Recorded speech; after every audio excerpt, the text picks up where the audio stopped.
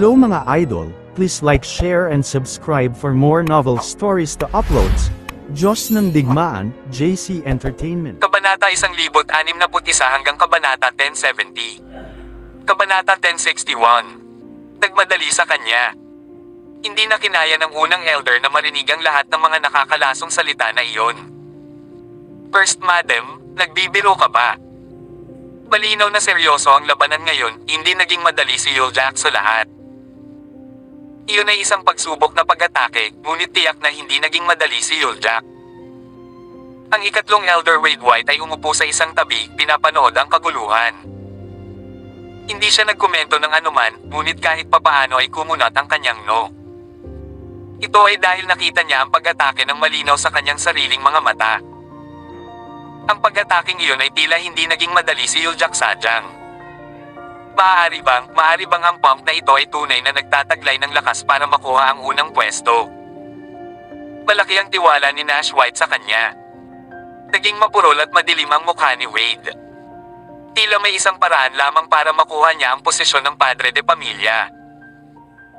Iyon ay, humanap ng paraan para patayin ang unang elder at pagkatapos ay pagpatay, Jack pagkatapos mamatay si Nash sa lason. Sa oras na iyon, ang kanyang marshal, level na ang magiging pinakamataas at pinakamalakas sa White family, at kung sasabihin niyang gusto niyang maging pinuno ng White family, sino ang maglalakas loob na suwiin siya? Sa sandaling ito, sa tuktok ng tournament, stage number 1, si Yul ay sumugod patungo Jack sabay kuyong ulit ng kamao niya. Nagulat siya, at the same time, nakaramdam ng hiya nang siya ay sabog Jack. Gayunpaman, sa pagkakataong ito, may manipis na layer ng light blue na chi na nakabalot sa nakakuyong niyang kamao. Malinaw, ang kanyang pag-atake ay mas malakas at mas nakakatakot kaysa dati, talagang kinokontrol niya ang kanyang chi para palibutan ang kanyang kamao para mapahusay ang kanyang pag-atake. Mukhang may namalit kita. Nang makalapit si Yuljak, ang sulok ng kanyang bibig ay pumulupot pataas, at ang kanyang kamao ay tamnay Jack sa bilis ng liwanag. Jack mabilis na tumugon sa isang nakakapit na kamao. Mahusay din niyang kontrolin ang chi sa kanyang katawan, at sa loob ng isang segundo, niyakap ng isang layer ng light glow na chi ang kanyang kamao. Pagharap sa pag-atake ni Yul, Jack binato ang kanyang kamao at diretsyong sumabog sa kamao ni Yul. Ang tunog ng kanilang magkasalungat na kamao ay mas malakas kaysa dati, at ang malakas na impact ay nagpatalsik kay Yul sa yugto ng torneo. Ako. Nakatali ang dila ni Yul. Hindi man lang siya gumamit ng kahit anong martial arts technique pero natanggal siya sa kompetisyon na ijagganan lang. Sa isang suntok lang. Nang sa wakas ay namulat siya, nakatayo na siya sa ilalim ng entablado, sa labas ng ring ng paligsahan. Salamat, Ate Yul. I'm sorry kung nasaktan kita. Ito lang ang paraan para manalo ako sa kompetisyong ito. Jack tumawa ng mahina, at pagkatapos ay tumalon lamang siya pababa mula sa entablado. Walang huwad sa suntok na yan ngayon lang. Hindi ko inaasahan na ang punk na iyon ay nasa demigod level. Napabuntong hininga ang ikatlong elt sabay-sabay, nagpakawala ng malaking buntong hininga ng pagkatalo. Higit pa rito, kung titingnan ang kapal at kayamanan ng chi ng punk na iyon, pati na rin ang kanyang kontrol sa chi, pinaghihinalaan ko na ang punk ay maaaring nasa huling yugto na o kahit na ang peak stage ng demigod realm. Walang nakakatakot na paraan. Ganoon ba talaga siya kalakas? Si Lily ay medyo hindi makapagsalita, hindi niya maitatanggi Jack ang lakas, Jack ang kakayahan ni Chi na gamitin si Chi sa pag-atake ay nagpakita na talaga na siya ay isan. Chi solid demigod. Iyon ay isang bagay na hindi maaaring peking. Hindi masama, ha? Mas malakas ka sa akin. Ngayon ay may tiwala ako sa iyo na manalo sa unang pwesto. Lumapit si Yuljak nang makita siyang tumalon pababa ng stage. Ngayon, pumunta ka doon at kolektahin ang mga reward para sa top 50. 5 Chi congregation pills, sabi ni Yul. Si Jack may mapait na ngiti sa kanyang mukha. Kabanata 1062. Walang nakakatakot na paraan. Tinalo ng punk na ito ang ating napakagandang master na si Yul at napatalsik siya sa tournament. Yehe. Ang kompetisyon na ito ay hindi karaniwan, hindi ba ito kapanabik? Sa mga viewing stand, hindi napigilan ng isa sa mga pinuno ng pamilya ng White Branch ang tumawa ng malakas. Oo, talagang nakaka-excite at nakakagulat. Jack pinalaki at sinanay sa isang secular na daigdig, gayunpaman taglay niya ang gayong kasanayan at tagumpay. Nagtataka ako, saang antas na ba ang kanyang martial arts status ngayon? Hindi ito dapat mas mahina kaysa sa alinman sa mga puti. Else pang pinuno ng pamilya ng White Branch ang tumunog. Pagkatapos ay tumugon ang mahalagang pinuno ng pamilya ng White Branch. Hindi ito dapat mangyari. Kami ay isang mahusay at kilalang pamilya sa nakatagong mundo at si Yol ay mula sa White Main family. Dapat ay mayroon siyang mas mahusay na diskarte at diskarte sa pakikipaglaban. Tungkol naman sa Jack, kung sino ang nakatalo sa kanya, marahil siya ay may mas mataas na martial arts status, malamang na siya ay nasa huling yugto ng antas ng demigod. Haha! Sa katunayan, umaasa ako na ang brat ay maaaring manalo sa posisyon ng tagapagmana ng ulo ng pamilya. Pagkatapos ng lahat, ang gayong tao lamang na dahan-dahang bumangon mula sa mundoang. Makakaintindi ng pagkakaroon ng martial arts at pagpapabuti ng kahusayan sa pakikipaglaban ay napakahirap. Sa tingin ko, mas mabuti na siguro na siya ang maging tagapagmana kaysa sa mataas at makapangyarihang si Lance. Masyadong proud si Lance, diba? Ang isa pang pinuno ng pamilya ng sangay ni White ay tumawa ng malakas pagkatapos magbigay ng ilang mga saloobin sa bagay na iyon. Tumahimik ka. Babaan mo ang iyong boses. Malaki ang magiging problema mo kapag narinig ka ni Lily. Kung iyon ang kaso, ang mapagkukunan para sa pagpapahusay ng katayuan ng martial art para sa pamilya ng sangay ay lalahitin sa susunod na buwan. Matagal nang may sama ng loob ang babaeng iyon. Isang matandang lalaki na nakatayo sa tabi ng mga pinuno ng pamilya ng White Branch ang nagpaalala sa kanila sa tono ng takot. Nagpalingga-lingga ang pinuno ng pamilya ng sangay ni White, pagkatapos ay bamulong, napakalayo natin, hindi naman siguro niya tayo maririnig, di ba? Speaking of her, this time matagal nang nawala ang anak niya at hindi pa rin nahahanap, I guess he's highly likely dead by now. Higit pa rito, ang posisyon ng tagapagmana ng ulo ng pamilya ay napupunta na ngayon sa mga kanmay ng iba. Naiinis na siguro siya at nagngangalit. Siyempre, galit siya. Pero she deserves it, diba? Palagi niyang tinitingnan ng mga tao kahit kailan at saan man siya magpunta, lalo na ang mga miyembro ng mga sangay ng pamilyang puti. Nasa ilalim kami ng kanyang barbaric na pamamahala sa lahat ng ito, humihiling siya ng pinakamataas na kalidad ng mga mapagkukunan para sa pagpapahusay ng katayuan ng martial art. At nag-iiwan lamang sa amin ng elementarya at mababang kalidad na mga mapagkukunan. Ang pinuno ng pamilya ng White Branch ay nagpakawala ng malaking buntong hininga at sinabing, "Hi. Kami ay mga miyembro lamang ng pamilya ng sangay. Kung gusto ng mga miyembro ng pamilya ng sangay na lumago, ang mga pangunahing miyembro ng pamilya ay kailangang mag-evolve pa, kaya makatwiran para sa amin na ibigay ang lahat ng mahusay na kalidad na mapagkukunan sa pangunahing pamilya upang sila ay maging mas malakas. Kung hindi makakamit ng pamilyang puti ang mayroon tayo ngayon, ang puti ay hindi magiging isa sa 8 shadow families sa mundong ito." Ngunit, siya ay humihiling ng higit pa at higit pa bawat taon, at narinig ko na ang pangunahing taong namamahala sa pagkolekta ng mga mapagkukunang ito ay ang pangatlong elder. Ang lakatlong elder na ito ay may malapit na kaugnayan sa masamang unang ginang, kaya sa palagay ko ang kahilingan ay iniutos ng unang ginang. Sabi ng matanda na may matigas na tono. Sa oras na ito, Jack ay nag-claim ng kanyang 5 chi congregation pills. Itinago niya ang 5 pildores sa loob ng kanyang martial ring pagkatapos ay bumalik siya sa koponan ng nanalo. "Anak, hindi ka naman masama. Nanalo ka ulit at nasa demigod level ka na talaga." Nakakagulat. Biglang may lumapit na lalaki Jack na may nakakatakot na ngiti. Si Hudson na nanalo sa ikalawang round at nakapasok sa ikatlong round. Kailangan kong manalo. Para makuha ko ang Cryo Pearl, ang tanging paraan ay para manalo ako sa tournament na ito. Jack pinag-aralan ng taong nasa harapan niya habang nagsasalita ito sa mahinahong tono. "Haha. Narinig mo ba lahat yan?" Ang punk na ito ay nagpahayag ng kanyang intensyon na pumunta sa White family. Siya ay tumitingin sa Cryo Pearl. Ano ang sinasabi nito?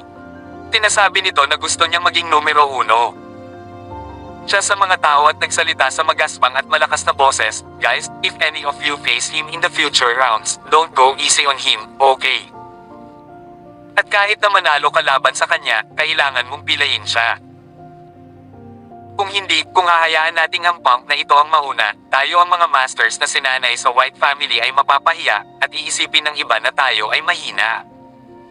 Huwag kang mag-alala. Tisiguraduhin kong nakarete siya sa loob ng maraming buwan kung siya ang kalaban ko sa mga susunod na round." Kabanata 1063. Ang matangkad at napakulay na si Martin ay pumijitin sa isang masungit na boses. Jack napansin ang ikatlong elder mula malayo na nasa mataas na viewing platform. Ang tanging taong nag-aalala sa kanya ay ang pangatlong elder. Dahil sinabi na sa kanya noon ni Titus na itong third elder, Lily, at ang ninth patron ng Brenton White ay isang team lang, naging malapit sila sa isa't isa. Ang ikatlong elder ay napakahusay sa pagtatago ng sarili sa dilim. Isang mainit ngunit peking ngiti ang laging nakasabit sa kanyang mukha tuwing may kausap siya. Jack naisip niya na dapat siyang mag-ingat sa third elder. Ang pinakanakababahala ay ang pagiging martial art ng third elder at ang kahusayan sa pakikipaglaban ay nangunguna. Maliban sa unang elder, si Nash White lang ang makakalaban sa kanya. Ngunit ngayon na ang kanyang ama ay Nalison, sa makatuwid, ang tanging taong natitira na maaaring humawak sa lakatlong elder ay ang unang elder. Jack walang pakialam sa mga tinatawag na masters na ito. Siya ay nasa totoong Diyos na kaharian na may ganoong antas ng militar at husay sa pakikipaglaban, sapat na para sa kanya na madaling talunin ang mga master na ito. Gayunpaman, siya ay ganap na walang alam tungkol sa third elder at sa kanyang mga tao. Kung ang kabilang partido ay nagplano ng pagpatay sa kanya, hindi niya alam kung nagawa niyang talunin ang mga ito. Pagkatapos ng lahat, Jack ay hindi kailanman nakipaglaban sa isang malakas na tao bago. Tinagtagal, natapos din sa wakas ang second round. Ang susunod ay ang ikatlong round. Makinig ng mabuti, sa round na ito ng kompetisyon, 5 lang ang nanalo, ang top 5. Kaya ito ay isa pang santukan, at matatapos lamang ito kapag may huling 5 nakatayo sa entablado. At ang nangungunang 5 kandidato ay bibigyan ng first-rate premium spirited grass.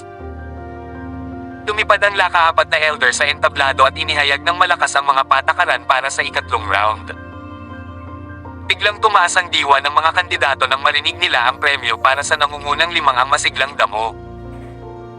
Malinaw na hindi nila nakita ang pagdating nito, hindi nila akalain na makakatanggap ng ganoong kayaman ang top 5. Ano ang masiglang damo?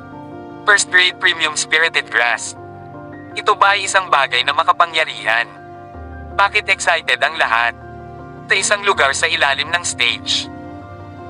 Tanong ni Selena na may pagtataka sa mukha, Jack ang pagkapanalo sa lahat ng nakaraang round ay pasok sa kanyang inaasahan. Pagkatapos ng iyahat, alam na alam niya iyon Jack ang antas ng martial art ni ay nasa elementarya na ng antas ng tunay na Diyos. Anyway, nagpunta pa rin siya at nagtanong tungkol sa mga masters at nakaramdam ng instant relief nang malaman niya ang antas ng kanilang martial art. Siya ay tunay na naniniwala na ang posisyon ng unang lugar sa tournament na ito ay pag-aari Jack. Kabanata 1064. Si Elena na nasa tabi ni Selena ay binigyan siya ng isang mahina ngunit banayad ng ngiti pagkatapos ay ipinaliwanag niya sa casual na tono. Sister Selena, lahat ng bagay sa mundong ito ay may espiritu, kabilang ang mga puno, damo, at iba pa. Kung ang mga nabubuhay na bagay ay lumalaki sa isang lugar kung saan ang espiritual na enerhiya ay siksik at mayaman, at pinapakain ng espiritual na enerhiya sa mahabang panahon, ang mga damong ito anumang bagay ay magiging masigla. Magsisimula silang sumipsip ng espiritual na enerhiya sa kanilang paligid. Tumanggo si Selena na may pagkalito sa mukha. Talagang masaya ang lahat sa masiglang damong ito. Ano ang ginagawa nito bagaman? Talaga bang kamangha-mangha ang mga benepisyo nito? Siyempre, nakakamangha. Mahirap at mahirap makahanap ng masiglang damo kaya napakabihirang nito. Ang mga masiglang damo na ito ay hindi lamang kailangang tumubo sa isang lugar na may mataas na density ng espiritual na enerhiya, ngunit ang edad ay mahalaga din.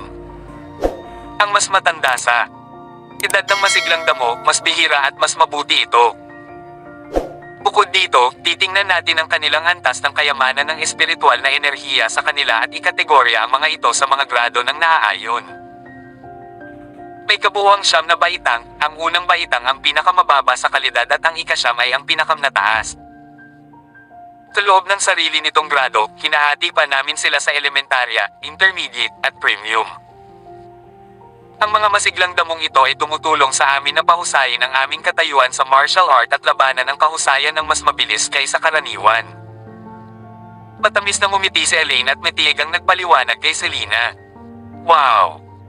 Kung ang isang tao ay nakakonsumo ng tapat na masiglang damo, nangangahulugan ba ito na maaari niyang pagbutihin ang kanyang husay sa pakikipaglaban at antas ng militar ng mas mabilis at mas mataas? Hindi napigilan ni Ben na nasa tabi ni Selena mapasigaw ng malakas sa paliwanag ni Elaine. Nagningning ang kanyang mga mata at puno ng pagnanasa na para bang natagpuan na niya ang pag-ibig sa kanyang buhay. Isang malakas na manlalaban, sino ang hindi gustong maging isang malakas na pag-iral? Isang malakas na manlalaban tulad ng Jakaya niyang pumatay ng 12 dosenang at kahit hanggang daan-daang lalaki sa pamamagitan lamang ng isang kumpas ng kanyang palad. Noong nakaraan, hindi alam ni Ben ang alinman sa mga ito, kaya natural na wala siyang pagnanais para sa martial prowess. Ngayong nalaman na niya ang lahat ng ito, natural na nagkaroon siya ng pagnanais na maging mas malakas. Ang tanging paraan upang maprotektahan ang kanyang pamilya ay ang maging mas malakas. Siya ay nasa hustong gulang, ayaw niyang lagi niyang protektahan si Elaine. Gusto rin niya itong protektahan. Sigurado na yan. Ngunit ang bilis ng pagpapahusay ng katayuan ng martial art ay nakasalalay ng malaki sa mga pamamaraan na ginamit. Kung mas mataas ang antas ng diskarte, mas mabilis kang makakuha ng pagpapahusay sa iyong martial prowess. Umiti si Elaine, puminto, at nagpatuloy. Well, ito ay tulad ng isang laro, laging madaling makakuha ng pagpapahusay sa martial art status kapag una mong sinimulan ang pagsasanay nito. At lalo, itong tumigas habang umabot ka sa mas mataas na antas. Kapag naabot mo ang antas ng Grandmaster sa ika-9 na baitang, ito ay karaniwang nakadepende sa iyong talento sa pambihirang tagumpay at pumunta sa susunod na antas.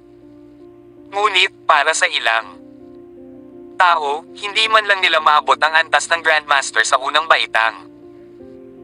Sa makatuwid, ito ay higit na nakasalalay sa talento, mapagkukunan, at pamamaraan ng isang tao. Ang lahat ng ito ay magkakaugnay. Nagulat si Selena nang marinig ang sinabi ni Elaine. Hindi naman talaga madali, di ba? Sigh. I wonder how my natural talent is in this area. Sigh. Ayokong maging pabigat Jack sa lahat ng oras at humingi ng tulong sa kanya.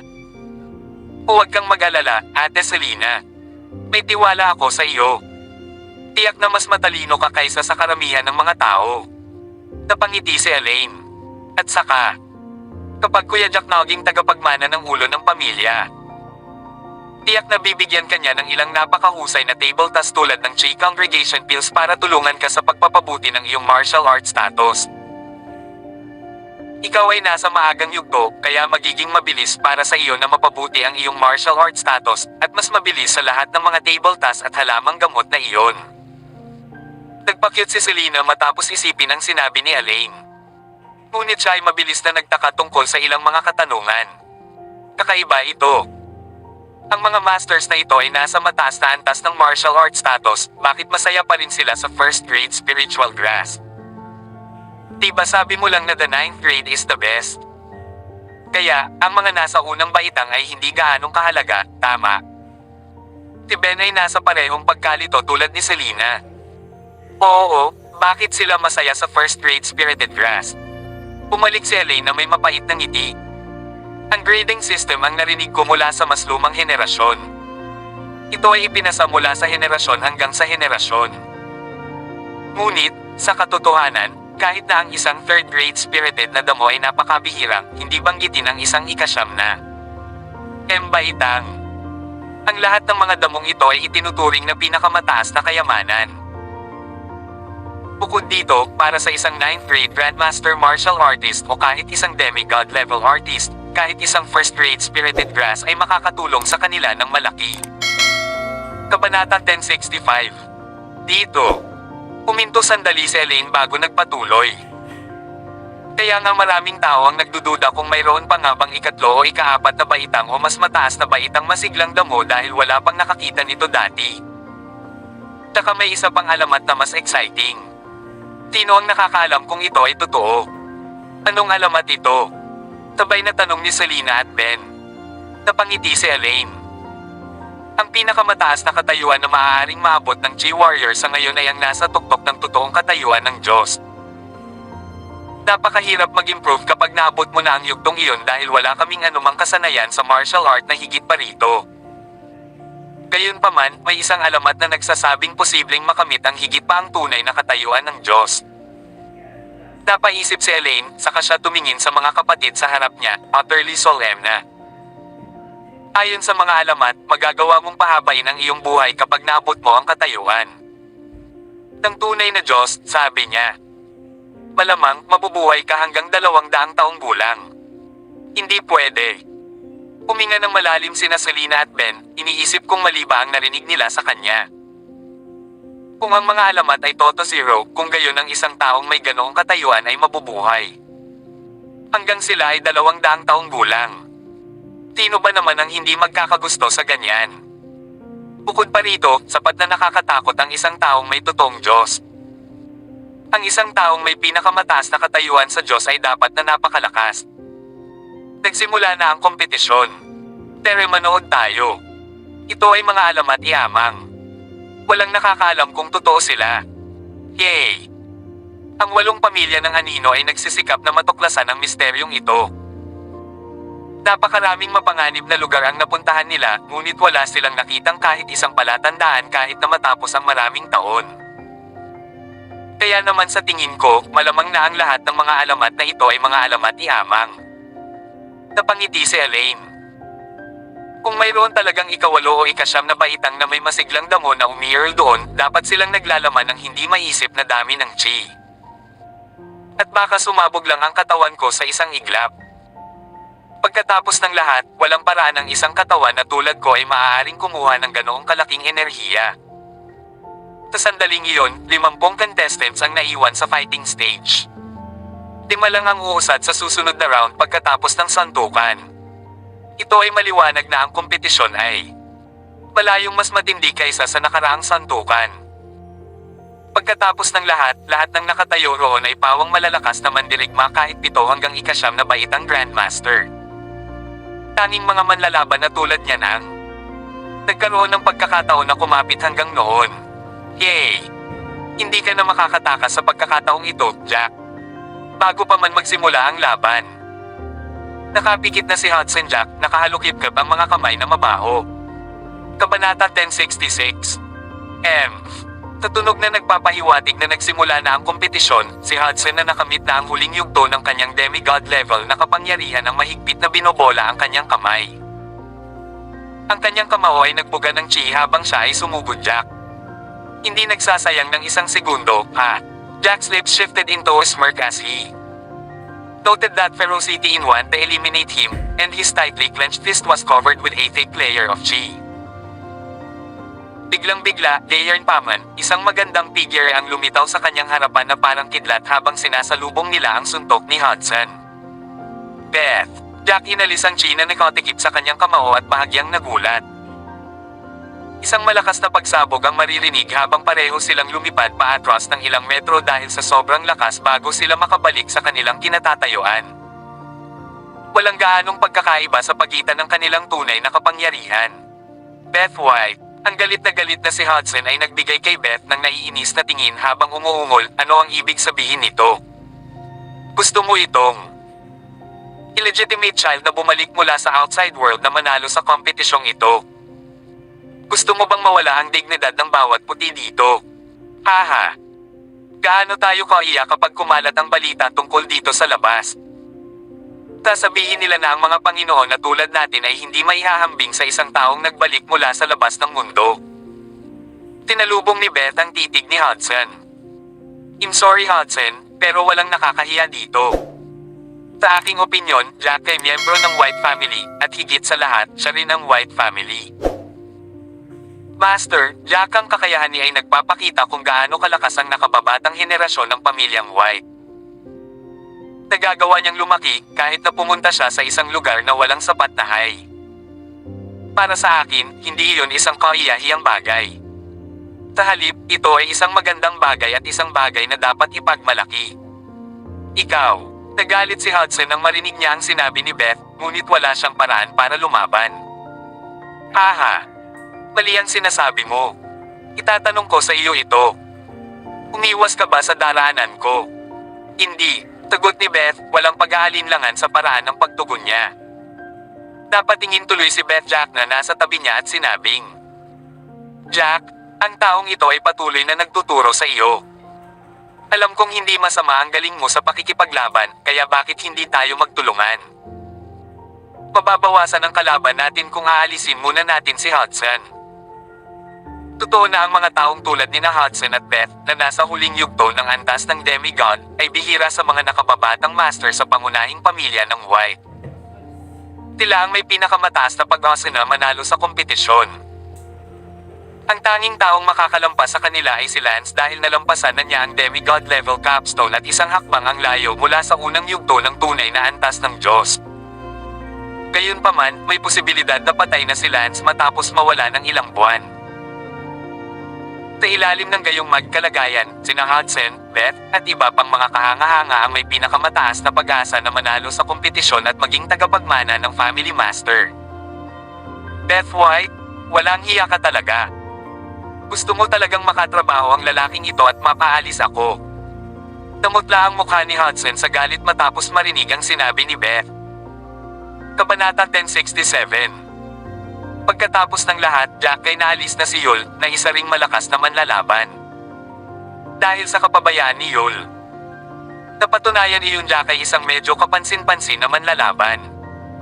Dash White, sinasabi mo ba sa akin na hindi mo ito inayos? Malinaw na ito ang iyong ginagawa at ginawa mo ang lahat para sa iyong anak. Halos sumabog sa galit si Lee na nasa platform na nagmamasid. Galit siyang tumingin kay Dash at nagalit. Iniling mo kina Beth at Yul na protektahan ang iyong anak sa unang round. At pagkatapos ay nandaye ka sa ikalawang round at hiniling kay Yul na sadyang matalo, Jack. Ngayon, binago mo ang ikatlong round sa isang group fight at tinulungan siya ni Beth. Ha? Siguradong mapapasama siya sa top 5 sa tulong mo, di ba? Talagang sinusubukan mong gumawa ng eksena. Nagalit si Nash doon habang umuubo siya, at huminga siya bago niya idinagdag, lako. Nakita mo Jack si Chi mismo na tamo niya ang pagiging demigod. Nagawa ko rin kaya iyon. Ako, wala akong pakialam sa lahat ng iyon. Parang na-set up na sa akin ang iyahat. Nalungkot si Lily nang maisip niya kung paano wala ang kanyang anak sa kompetisyong ito, sana siya ang champion. Hindi ko mapigilan kung gusto mong mag-isip tungkol dito sa ganoong paraan. Tumigil si Nash sa paglilibang kay Lily at hindi na siya pinansin. Gayunpaman, agad na nagdilim ang kanyang mukha nang makita ang sitwasyon sa entablado ng kompetisyon. Nakita niya ang ilang mga alagad ng pamilyang puti na papasok sa paligid Jack at Beth. Oh, agad na nagbago ang mood ni Lily nang makita niya ang eksena, natatawa sa nakita. Haha. Naniniwala akong hindi mo ito inaasahan, Nash White. Kahit na inayos mo si Beth na protektahan Jack at tulungan siyang makapasok sa susunod na round, hindi siya gusto ng ibang mga disciples ng pamilyang White. Napakaraming bihasang alipin ang gustong tanggalin mo na ang anak mo. Inayaan ni Lily na lumubog iyon bago niya idinagdag, this is fate. Walang uubra kahit na nakapag-ayos ka na kapag nakatadhana na ang lahat. Pumagsak ang ekspresyon ni Nash. Pero nagawa pa rin niyang sabihin, say whatever you like, because I believe in Jack. Naniniwala ako na kaya niyang maging kampyon dahil sinabi niya na magsusumikap siya para dito. Sok. Napaka-confident mo pa rin sa mga sitwasyong ito. Iniisip ko kung saan nanggagaling ang tiwala mo. Napangiti. Tilili bago ito dahan-dahang bumagsak. Natuklasan niya na tila nasa mas mabuting kalagayan si Nash kaysa noon. Noong isang araw, mukhang namutla si Nash at kailangan pa niyang tulungan si Titus sa paglalakad nang magkita sila sa ibaba ng bundok. Ngayon, hindi siya humihingal ng magsalita at tila mas gumanda ang kanyang kutis. Paano kakaiba? Baka imahinasyon ko lang o nasa huling oras na siya. Pulong ni Lily sa sarili nang maisip niya iyon. Lalo siyang naghinala. Si Wade na nasa tabi nila ay parang naramdaman din na may kakaiba. Tumingin siya kay Nash at nagsimulang sumimangot. Jack, nagkakaproblema tayo. Mukhang pupunta sila para sa iyo. Nagdilim ang ekspresyon ng mukha ni Beth nang makitang umusad at pinalibutan sila ng iba pang prodigy tulad ni Martin at Leah. Tina Martin at Leah ay tulad ni Hudson, silang tatlo ay nasa kanilang mga huling yugto ng katapangan sa antas ng demigod. Bukod sa kanila, may tatlong iba pang mga master na nakamit ang kalagitnaan ng yugto ng lakas ng demigod. Kitang-kita ang mga kalakasan at kahinaan ng pinalibutan sila ng anim. Sa mga masters at inatake sila. Jack, hindi siya nagkaimik habang pinalilibutan sila at sinulyapan niya si Beth habang sinabing, Beth, hindi tayo maakit ng napakaraming tao dito kung hindi ka pumunta para to learn din ako. Ang daming taong darating dahil nandito ka sa Toby ko. Kabanata 1068. Ano, Jack, sabi ni Beth na hindi nakapagsalita. Dahil dito, pinalakas nito ang determinasyon ng iba pang prodigy na alisin Jack ay pinalilbyutan nila sila. Ang natitirang iba ay hindi nang ahas na lumapit nang makita nila kung gaano karaming makapangyarihang mga master ang nagtipon sa gilid na ito. Maaari lamang nilang pila ng mga may mababang lakas sa pakikipaglaban at subukan ang kanilang makakaya upang maalis ang mga taong iyon. Haha. So, kinakampihan mo, Jack? Ha, Beth? I'm sorry, pero parang nakalimutan mo na ako gusto ko ring alisin ang lalaking ito. Kung tutuusin, siya ay kasuklam-suklam na mayabang at sinabi na siya ay naglalayong maging kampyon. Ang naman maos na boses ni Martin, isang lalaking may mataas na tangkad habang nakakross ang kanyang mga braso sa kanyang dibdib. May problema tayo. Napakarami nila. Dapat tingin si Beth Jack na may naguguluhang ekspresyon. Haha. Huwag kang mag-alala. Dahil gusto na nila akong ilabas, kailangan ko na lang muna silang alisin.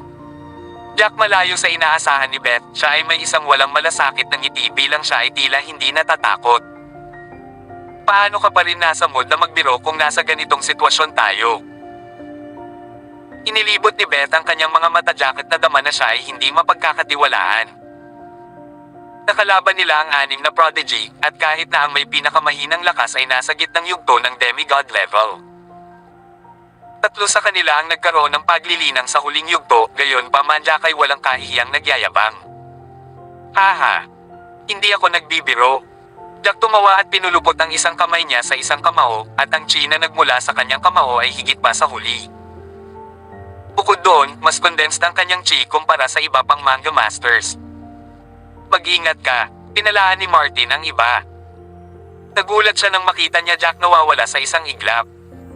Jack lumitaw sa harap ni Hudson at malakas na ibinayo ang kanyang kamao. Napakabilis niya. Nagulat si Hudson sa kung paano Jack iniisa-isa muna siya. Si Hudson, pagkatapos ng lahat, ay nasa huling yugto ng antas ng demigod.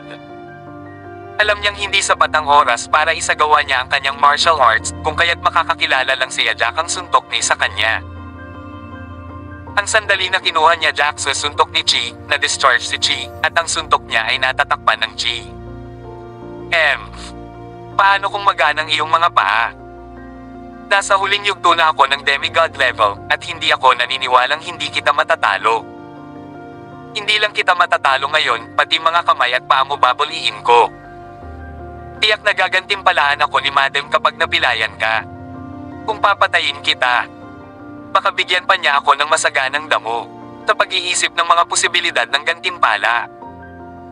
Umislap ang mga mata ni Hudson sa pagkahumaling habang inihagis niya ang kanyang kamao sa Jack walang pasubali. Gayunpaman, isang malakas na alon ng enerhiya ang dumaan, at ang banggaan sa pagitan ng nakakatakot na puwersa ay nagresulta sa isang humuhuni mula sa pagharang ng kanilang mga kamao. Si Hudson, na nasa huling yugto ng antas ng demigod, ay lumipad palabas na parang saranggola na naputol sa tali nito. Pumagsak siya sa lupa pagkatapos niyang lumipad ng ilang 10 metro paatras at lumapag sa labas ng entablado ng kompetisyon. Ang dugo ay pinatalsik mula sa bibig ni Hudson sa pagtama at ang kanyang mukha ay agad na namutla. Kabanata 1069. Paano? Paano ito posible? Paano ako matatalo? Napuno ng hindi makapaniwala ang mga mata ni Hudson. Hindi siya naniniwalang matatalo siya sa illegitimate child. Ang manugang na nagpakasal sa pamilya ng asawa ay minamalas niya sa harap ng napakaraming tao. Nawala na siya ng husto sa mga tingin ng lahat sa isang suntok lang. Tunay na nawala ng karangalan si Hudson. Maraming tao ang tumigil sa pag-aaway pagkatapos nilang makita ang nangyari sa entablado. Nakabuka ang kanilang mga bibig at halos malaglag ang kanilang mga baba sa sahig. Bukod dito, hindi nila naisip na si Hudson, na may pinakamataas na posibilidad na manalo sa kompetisyon, ay aalisin ng Jack sa isang suntok lang.